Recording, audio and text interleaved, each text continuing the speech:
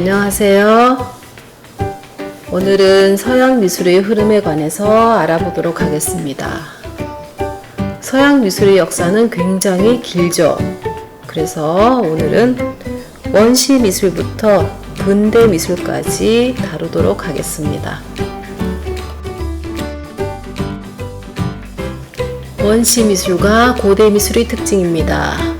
미술의 첫 시작은 종교적인 수단이었죠. 주술, 제례, 의식에 미술이 활용되었습니다. 눈에 보이는 그대로 그리지 않고 사물의 본질적인 특징을 표현했습니다. 그래서 표현 방식이 추상적이거나 비현실적이고 관념적입니다.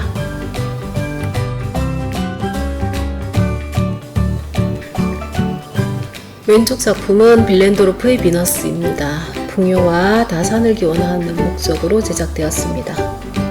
오른쪽 작품은 라스코 동굴 기억하죠? 성공적인 사명을 기원하는 목적으로 제작되었습니다. 이집트 회화입니다. 이집트 회화는 다시점과 정면성이 특징입니다. 왼쪽 인물화를 보면 얼굴 윤곽선은 측면, 눈은 정면을 응시하고 있고 가슴은 정면을, 발과 다리는 측면을 향하고 있습니다. 또 오른쪽 그림을 보면 연못은 위에서 본 모습으로, 나무는 옆에서 본 모습으로 그렸습니다. 이런 자세와 풍경은 현실적으로 불가능합니다. 이집트인들은 왜 이렇게 표현했을까요? 이집트인들은 그림을 그릴 때 눈에 보이는 현상을 사실적으로 표현하려고 한 것이 아니라 사물과 대상의 본질을 그림 속에 담으려고 했습니다. 그런 이유로 이집트 미술은 다시점과 정면성이라는 특징을 보이는 것입니다. 또 미술이 주술적인 목적으로 제작되었습니다. 그리스 로마는 신전이나 신의 조각상을 제작하였습니다. 원시 고대 미술이 사실적 표현보다는 사물의 본질을 표현하는 관념적인 미술이었다면 그리스 로마 시대는 사실성을 지향하고 미의 추구가 가시화되기 시작합니다. 그래서 균형미와 비례미를 갖춘 신전과 신상 조각이 제작되고 미술품을 제작함에 있어 수학적이고 과학적인 요소가 개입되기 시작합니다. 그리스의 파르테논 신전입니다. 기둥의 간격을 균일하게 보이도록 하기 위해 시각 효과에 따라 다르게 조절하는 등 착시까지 감안하여 곧바르고 균일하게 보이는 과학적인 건축법을 이용했다고 합니다. 이 작품들은 그리스 조각상입니다. 미의 여신인 밀로의 비너스와 승리의 여신 니케, 그리고 라오콘상입니다. 그리스 조각상의 이상미를 확인할 수 있는 작품들입니다. 로마의 원형 경기장인 콜로세움입니다.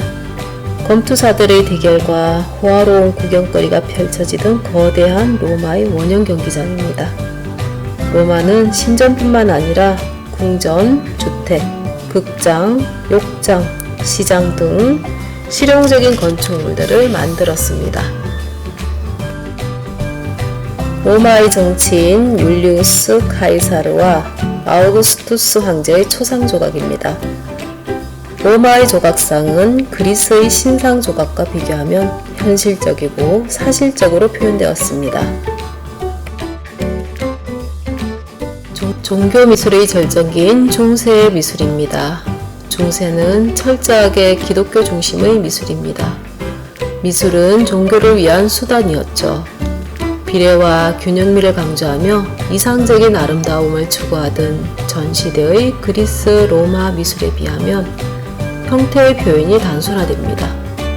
중세 미술은 초기 기독교를 거쳐 비잔틴, 로마네스크를 이어 고딕 미술로 이어집니다. 각 양식별 특징을 살펴보겠습니다. 초기 기독교 미술은 지하 묘굴인 카타콤 미술입니다. 기독교가 공인되기 전 지하 묘굴에서 수모했던 종교 미술을 말합니다. 이어서 비잔틴 미술입니다. 비잔틴 미술은 화려한 돔 양식의 건축과 모자이크 양식이 특징입니다. 지금 보는 하기야 소피아 성당이 대표 유물인데요. 터키의 이스탄불에 있는 성당으로 돔 양식의 둥근 지붕이 특징입니다.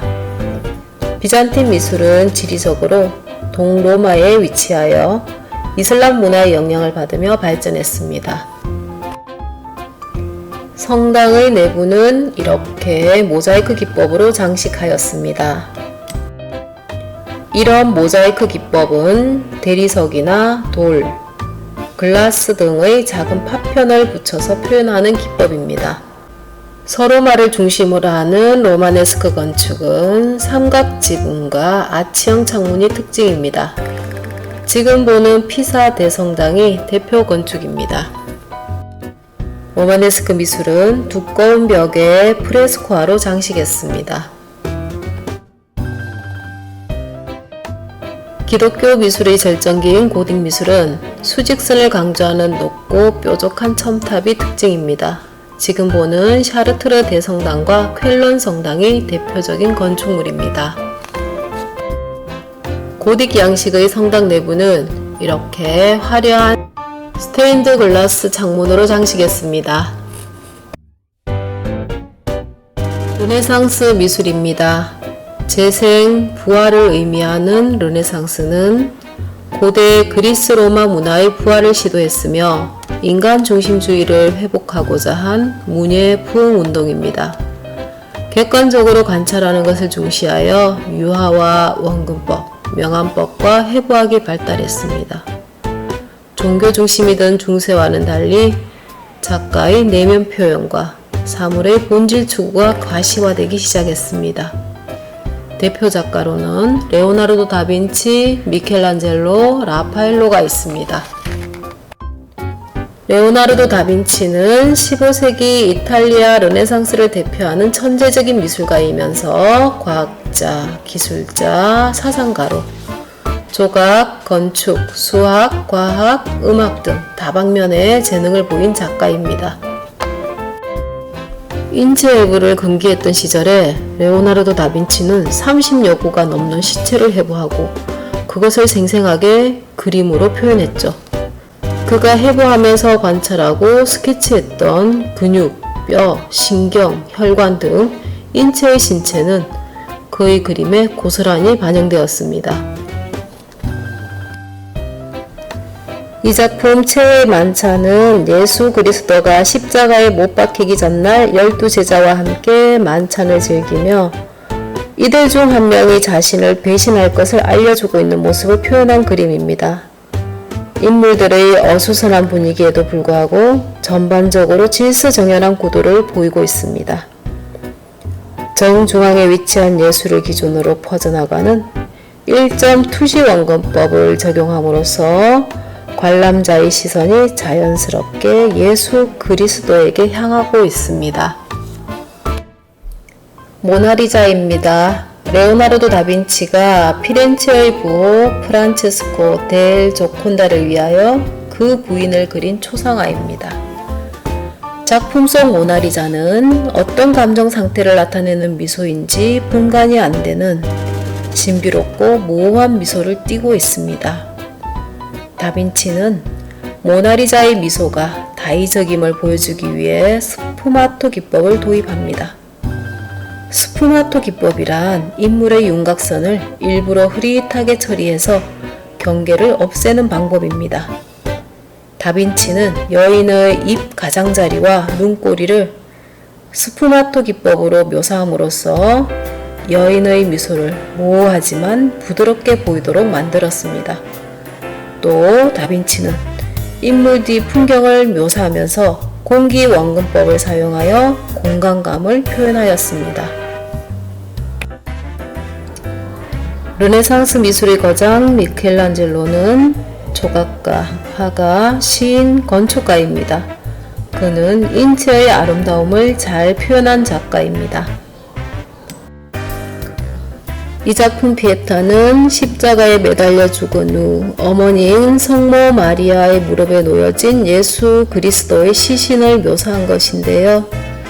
인체 표현이 아주 정교하고 사실적입니다.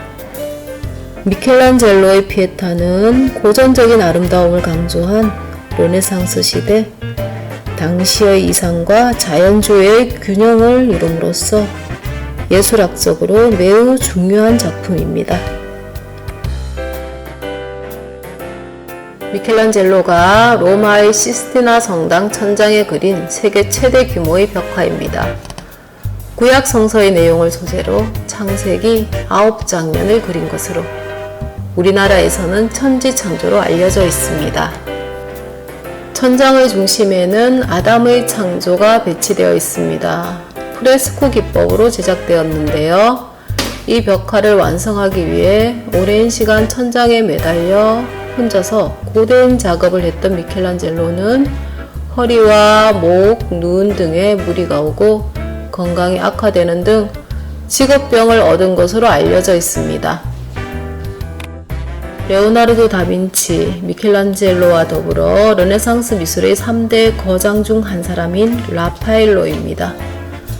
그는 미켈란젤로의 작품에서는 인체 해부학에 대한 지식을 배웠고 레오나르도 다빈치로부터는 간결한 피라미드 구조와 효과적인 빛의 사용, 친밀감, 부드러운 색조 변화로부터 형태에 입체감을 주는 스푸마토 기법 등을 익혔다고 합니다.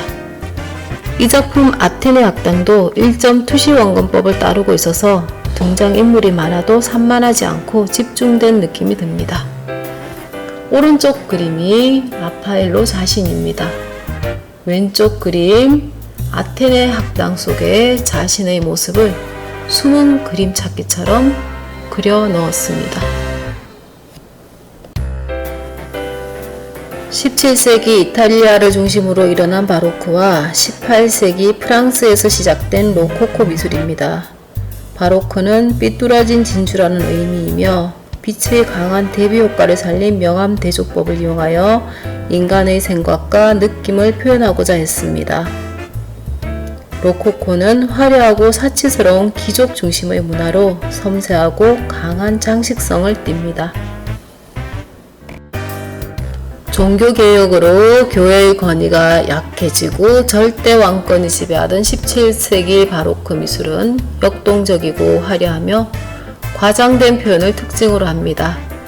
카라바조의 이 작품은 바로크의 특징인 빛과 어둠의 강조, 명암 대조법을 확인할 수 있습니다.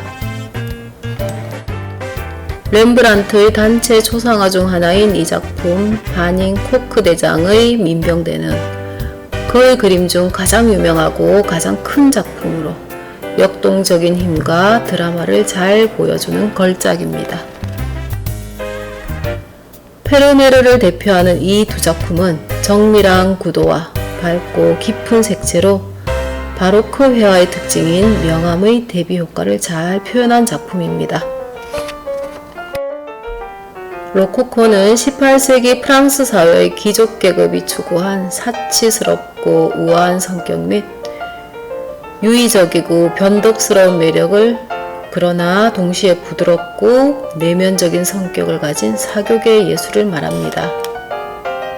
베르사유 궁전을 중심으로 화려한 왕조 문화와 상류사회의 귀족 문화가 형성됩니다.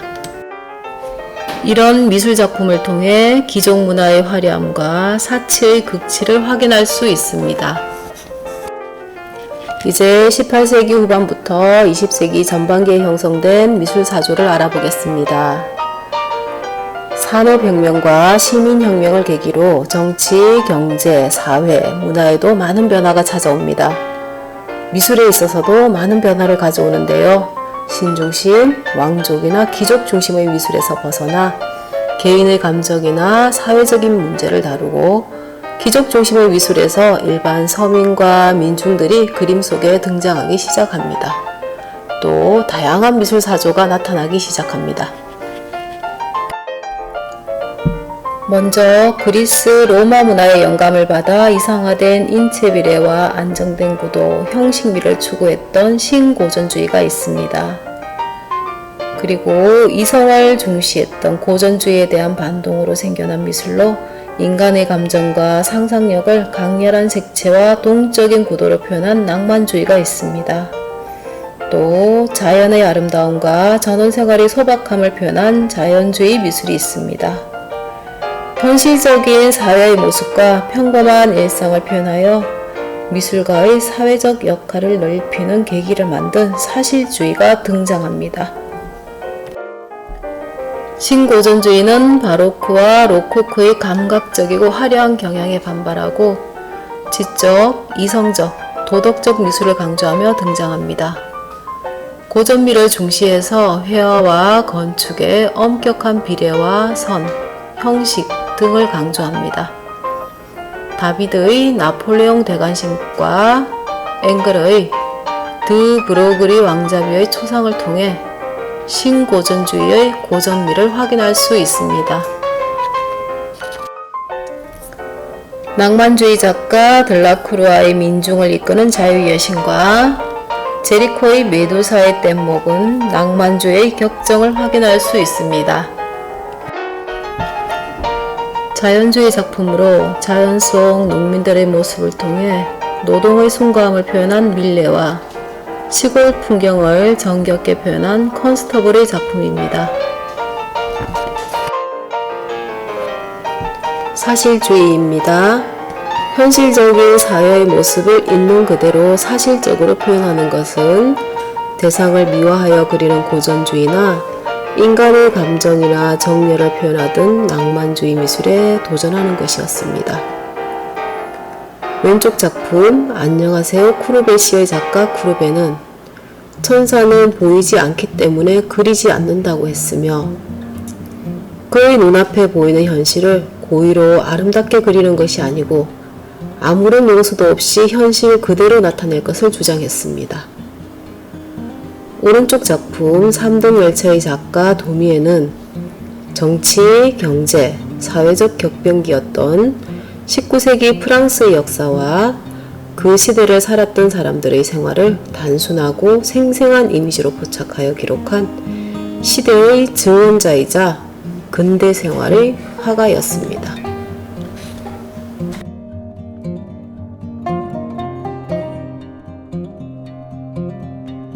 지금까지 고대부터 근대의 사실주의 미술까지 간단하게 알아보았습니다.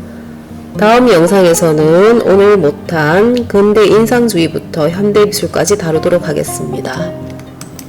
오늘 학습 과제입니다. 오늘 학습한 내용 중 가장 인상적인 화가나 미술사조, 미술 양식 하나를 선택해서 좀 더 자세하게 조사해 봅시다. 보고서 양식은 따로 없습니다. 각자 500자 내외로 자유롭게 조사해서 정리하고 제출해 주시기 바랍니다.